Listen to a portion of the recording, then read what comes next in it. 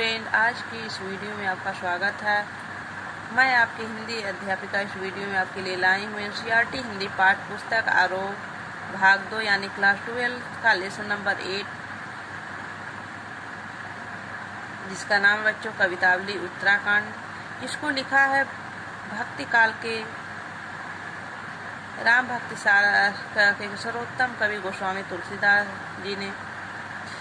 तो इनकी कविता को पढ़ने से पहले बच्चों आइए थोड़ा इनके गोस्वामी तुलसीदास के जीवन परिचय के विषय में जान लेते हैं। फिर कविता को हम पढ़ते हैं, फिर उसके अर्थ को समझते हैं। गोस्वामी तुलसीदास का जन्म सन 1532 ईस्वी बांदा उत्तर प्रदेश जिले के राजापुर गांव में माना जाता है। इनकी गोस्वामी तुलसीदास की प्रमुख रचनाएं कौन कौन सी हैं? रामचरितमानस, विनय पत्रिका, गीतावली, श्री कृष्ण गीतावली, दोहावली, कवितावली, रामाज्ञा प्रश्न। इनका निधन कब माना जाता है बच्चों? सन 1630 ईस्वी में काशी में माना जाता है।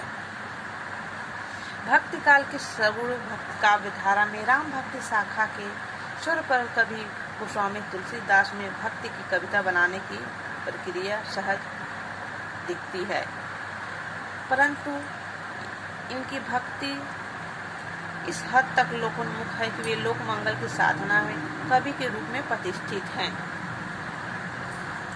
तो बच्चों, गोस्वामी तुलसीदास जी लोक और शास्त्र दोनों में गहरी पैठ है तथा जीवन और जगत की व्यापक अनुभूति और मामूली प्रसंगों की उनमें अचूक समझ है। तो आइए बच्चों, इनकी कविता को हम पढ़ते हैं और उसके अर्थ को समझते हैं। देखिए बच्चों, किसी भी किसान कुल बनित भिखारी भाट, चाकर चपल नत चोर चार चेत की, पेट को पढ़त गुण गढ़त चढ़त गिरी, अटत गहन गन अहन अखेट की, ऊंचे नीचे करम धर्म अधर्म करी, पेट वो को ही पचत बेचत बेटा बेट की, तुलसी बुझाई एक राम घनश्याम हित से, आगे बढ़वागित बड़ी है आग पेट की।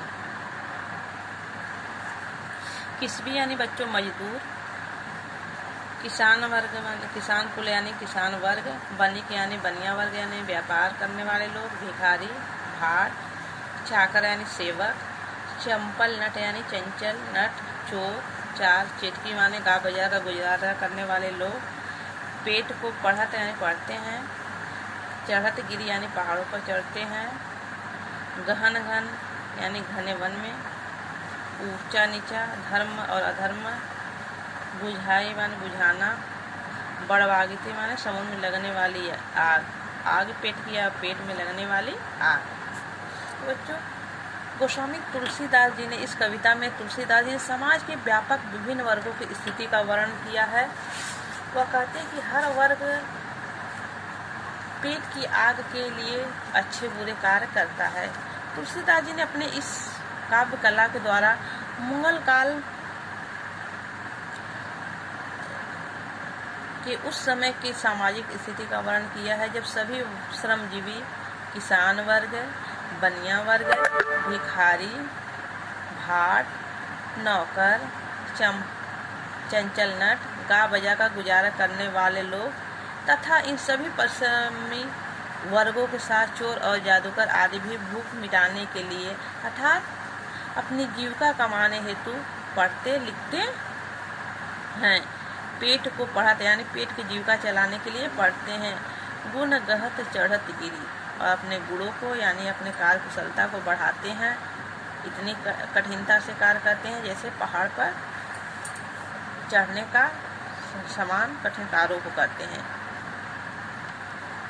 अटत गहन गन अहन अकेट की, जिस प्रकार एक शिकारी शिकार के चक्कर में इधर उधर घूमता है, उसी प्रकार इस समाज में सभी वर्ग के लोग अपने पेट को पालने के लिए इधर उधर भटका करते थे। ऊंचे नीचे कर्म धर्म अधर्म करी, तुलसीदास जी कहते हैं सभी वर्ग अपने अपने तरीके से धन वैभव कमाने में लगे हुए हैं। ये वर्ग न जाने कितने ऊंचे नीचे कर्म भी करते हैं, धर्म अधर्म को भी काम करते हैं, यहाँ तक कि अपने भूख को मिटाने के लिए, अपने पेट की भूख को मिटाने के लिए बेइज्जत बेटा बेटी ऊंचे नीचे कर्म धर्म अधर्म करी, ऊंचे नीचे अच्छे बुरे काम भी करते हैं, धर्म अधर्म का भी काम करते हैं और पेट के पालने के लिए अपने यहाँ तक कि अपने बेटा बेटी को भी बेच देते हैं। तुलसी बुझाई एक राम घन श्याम हिते, आगे बढ़वागे तो बड़ी है आग पेटी। तुलसीदास जी बच्चों कहते हैं कि इन सभी कष्टों से जो इस समय सभी वर्ग के लोग जो अपने भूख और पेट को पालने के लिए परेशान है, भूख को मिटाने के लिए, इस सभी को निपटारा कौन इन सबसे छुटकारा दे सकता है, इस सब की समस्याओं का हल कौन निकाल सकता है, इस सब दुखों से छुटकारा कौन दे सकता है? एक ही है भगवान श्री राम जी जो हैं।